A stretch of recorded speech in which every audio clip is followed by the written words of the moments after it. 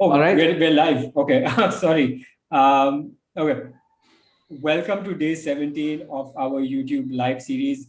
We're doing a 30 days daily YouTube live series where you can hear Siddharth's birds chirping in the background and you can hear us talking about business ideas, business trends, business opportunities that exist in India. That's what the Indian dream is all about. If you like what you're doing, please subscribe, please like, please comment with ideas of videos that you want to see. Okay, today's episode is going to be quite interesting. It's going to be about the toy industry in India. Uh, we did this we did this section on our podcast as well, and it got surprisingly popular. We had many people who sent us emails and messages asking us more about the toy industry. In fact, we had a toy manufacturer who had a con call with us and their entire team because they wanted their team to hear about our ideas about the toy industry in India. Yeah, So and since we spoke about it, Sahil, on the podcast, there have been multiple news that reinforce what we were talking yeah, about. We'll get into this, right? So let's okay. jump straight into it. So, Siddharth, Yeah. because you're the one who did the research, you're the expert on the toy industry in India. Why do you think there's an opportunity in the toy industry? Why the toy industry? It's been around for 10,000 years. What are the opportunities in the toy industry? Isn't it saturated? Yeah, that's what I thought when I first. So this was one of our listeners actually suggested, "Hey, look into this. This might be exciting for you." And my immediate reaction was, "This has to be a saturated industry, right? Like toys have been around for decades now. What could you really do in this space?" I was pleasantly surprised, right? So the first thing that we do when we look at a industry is look at what market size it is right now and what is it growing to. It's about a billion 1.3 billion dollar industry today or 2020. It's supposed to be 3.3 by 2024. That's a around 15% CAGR. And like we discussed yesterday, anything in double digit compounded annual growth, which is what CAGR is, it's an exciting place to be because you can focus on the new market. You don't really have to compete with the old players. That's the base level sort of thing. But if that doesn't mean there's an opportunity, because that basically means that could mean that high barriers to entry, the existing players are going to keep growing, right? What I found very interesting was the toy industry in India, especially from a manufacturing side, was all but dead in the last decade or so. Why did that happen? That happened because of China. China. Yeah. China basically just took over the entire market. Everything that you see from the low quality plastic toys to stuffed toys to board games, most of it was being manufactured in China. I think the Chinese market share was around 75 to 80%. And because they could manufacture it at a mass volume or like large scale, they were underpricing the Indian competitors by a margin. So Yeah. the Indian businesses basically just went out of business in the last few decades. It got extremely bad during the pandemic as the supply chain hit. A lot of these traders and retailers didn't really have enough stock. But that's not why there's an opportunity just because the supply chain broke down. It's obviously back up and the toys can start coming back up now. But the Indian government actually put something called as a quality control order, QCO, which basically said that a lot of toys that are coming from China are actually harmful for children, right? The plastic has a lot of toxins. The stuffed toys, I thought, cotton and whatnot, stuffed toys are going to be just fine. Like, how can you mess that up? Apparently, they have a lot of phosphate, which is not good for children at all, right? So what did the Indian government do? Wait. Where the hell is phosphate coming from in stuffed toys? Exactly. I mean, I'm assuming there's something which is cheaper than like the cotton alternative or whatnot that the Chinese have used to keep the cost low, right? The entire game from China is about keeping the cost low and just sending all the products here. Yeah. Now, what did India do? What did the Indian government do? Apart from the quality control order, which said that these kind of products, if they don't have like a quality assurance certification from the government, they're not allowed to enter India. That was one big step. They also increased the import duty on these products by 50%. That's a huge increase. I also read that the Indian government is planning or has already started to really promote indigenous toys, Yes. like those old wooden toys that we used to play with when we Yeah. were kids. Yeah. right? I mean, I'm going to go back to our rant on business news, right? Like the Indian government is doing so much on the Indian toy sector, which is not highlighted because we keep talking about random issues which don't have like day-to-day impact. But yes, the Indian government has been working a lot to promote the Indian toy sector. And I'm just going to refer to some of my notes. The indigenous toys, I think different regions of India have Yeah. used to have different indigenous toys, right? There's wooden chanpata from Karnataka that's very popular. That used to be very popular. Clay dolls industry in Bengal, West Bengal was very popular. Kachi toys from Gujarat were extremely popular. And then there's, India has like a mythology is one of our favorite subjects, right? There's so much you could do using all the stories and everything that hasn't been explored yet. Now, So, by the way, yeah, this reminds me at my mother-in-law's place, she has this really nice wooden toy yeah, where it's like a bunch of chickens on top and there's a ball at the bottom. And if you just keep making the ball go round and the chickens just go like tut, tut, tut, tut, and they hit the wooden plank, and yeah, it sounds like the chickens are eating. yeah. And whenever my wife's nieces and nephews come, they love to like play with that thing. And like, well, it's such a simple toy and it's wooden. So it's a very like, it's not harmful to the kids at all. It's very simple. It has no screen time. It's not environmentally bad because it's just literally wood and string, and it's still fun to play with. And there's so many options in in the whole Indian ecosystem for the toys that we grew up with, the toys that our parents grew up with. We just have to go back, find those toys, and really find our roots Yeah. and go back to that and manufacture them. Exactly. So I got curious on why is the Indian government so, focused on this sector. The thing with this sector is it's labor intensive. So you could generate employment by the dozens if you promote this industry. So it's a win from an employment perspective. It's a win from like the Indian manufacturer's perspective, if they are giving some support, right? Um, this could go into like free trade and like nationalism and whatnot, but China did this practically to promote their industries, right? And at some point we need to do the same thing, and that's what the Indian government is doing. That's one part of it. The other part of it is, even though it was all coming from China, it was still 90% of the market was still unorganized. There was no brand, there was no nothing. It was just being, containers were being imported and distributed to retailers and stuff like that. There are some brands.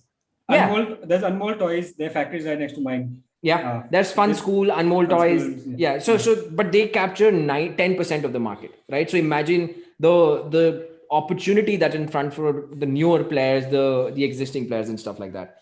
yeah. Apart from that, preferences wise, I think this is something that we are seeing where the younger parents, so people who are becoming parents now, they obviously have gone through good education and stuff like that. They have aspirations with, like, in terms of what their child should play with, right? Like they're not going to make them play with random toys. Siddharth, you're at the right age to have a kid. So Yeah, is that what you want for your kid? let me first have a kid. So yes, so the aspirations are changing. There is more discretionary income that people are going to spend on their children's toys. They are looking for interesting sort of new age kind of toys. um, all of this made me believe that there's an opportunity here. Would you agree? Do you think, am I misreading something?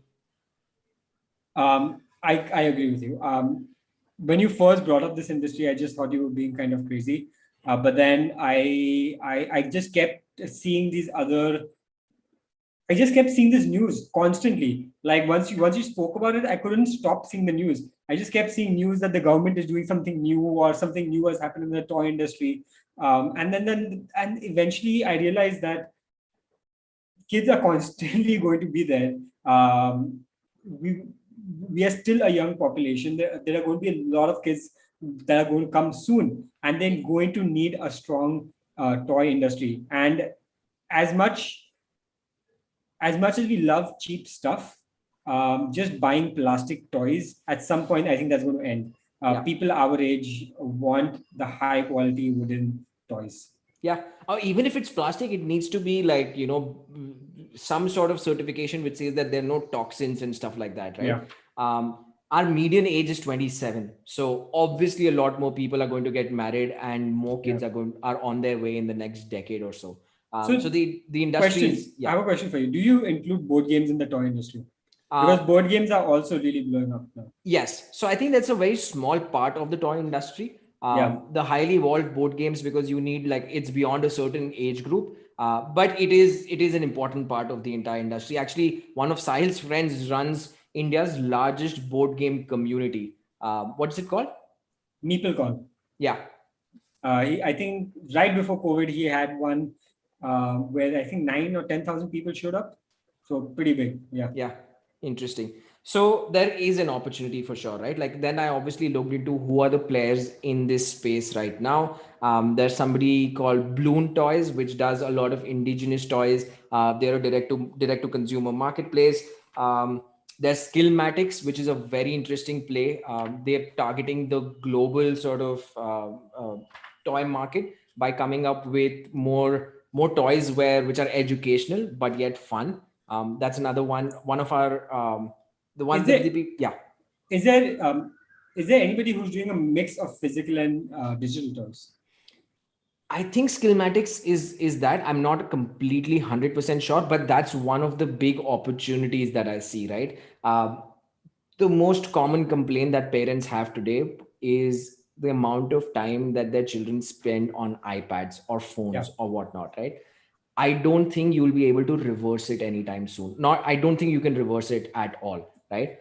Um, I think it's going to keep increasing. The way to make the most of it, they are going to live in a digital first world, so they are bound to use these, electronic gadgets for the rest of their life. But can you mix physical toys with the apps and stuff like that to make the child's curiosity go up and they play both with physical and digital products? What's funny is as you're talking about this, my wife is over there at in the background on her phone.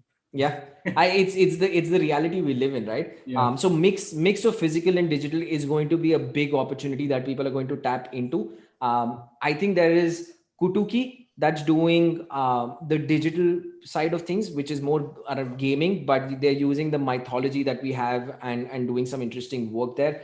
They were also mentioned by Prime Minister Narendra Modi on one of the Man Ki Baats or whatnot, right? Okay. So that's where one of the opportunity is.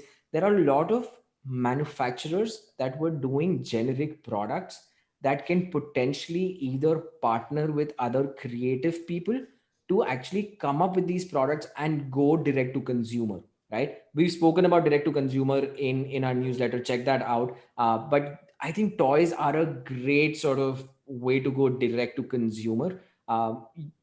Think about it, right? Like, everything, you can design it, you can put videos, you can put content online to show people on what the game is about, and the kids curiosity, if they like it, you click a button, you order it, and you get it. So it makes great it makes perfect sense to go direct to consumer with these things. Right. The other things that I'm bullish on is higher quality of toys in general. I think I'm not against the idea of just, like, very obvious toys that we've seen, like the one with rings and like a pole and all of those are Yeah. going to keep existing. But can you do a higher quality, and can you signal that this is higher quality and hence demand a premium? Because there is a customer segment who's going to say, I'm not going to give my child lower quality products, right? That's another space that I'm extremely bullish on. And overall, I think the movement to sustainability is something that is here to stay. And if you can use that as an angle, I think you can potentially market it. Yeah, you can potentially market it. What else do I have here? You have any other question? Um, No, I think I'm done. I think this I was have a very fun informative. fact. I have a fun fact. Tell me. Did you know that Fun School was a joint venture between MRF, Fun and school. no, MRF, the tire company, and Hasbro? It's not Indian. I mean, MRF is Indian, I Oh guess. yeah, I guess yeah. Yeah. And So, Hasbro. and So I Hasbro. interesting. Why the hell did MRF tie up with Hasbro for Fun School? I mean, they saw the opportunity way before we did, clearly. And make this make sense, right? And we should talk about one of these episodes. We should talk about the entire brand licensing piece. We spoke to somebody who's in this space. I think it was a similar arrangement to start with, and then it became a joint venture where Hasbro is like the global giant when it comes to toys and games. You partner with them, you get the proprietary knowledge, and then you distribute it in India. Yeah, that's a really interesting point that you just made about brand licensing. We had that conversation about 4-5 months ago. License Works, yeah, the founder Yeah, of with License Works. yeah. And that again was one of our most popular episodes because a lot of people came back to us. They asked us, how does brand licensing work? If I want to get a foreign brand into India or something like that, we should do an episode on that as well. Okay, awesome. Thanks, Dad, so much for doing your research on the toy industry. That was super interesting, and there's so many opportunities in this space. Because number one, the Chinese are slowly getting out. Like Amazon is just full of Chinese crap nowadays. It makes me angry how much like random stuff there is over there. Hopefully, we get to see more high quality Indian manufacturers in Amazon in the future, because like it or hate it, Amazon, Flipkart are the Yeah. places where these products get sold. I'm going to plug a product. Two products actually. Okay, go for it. Luma World. Luma They're World, yeah. doing some really good stuff in for board games for children, and they're creating this themselves. So check that out. And the other, we spoke to Luma World, so there's we know them, but there's another one. If you're into card games, there's a card game called Minimize, which was created and manufactured by a company in Uttarakhand. It's a card game and it's a very fun card game. Available on Amazon. Check it out, order it, play it. Let me know how it is. Awesome. All right. If you have listened so far, please like, subscribe, do whatever you Share. need to make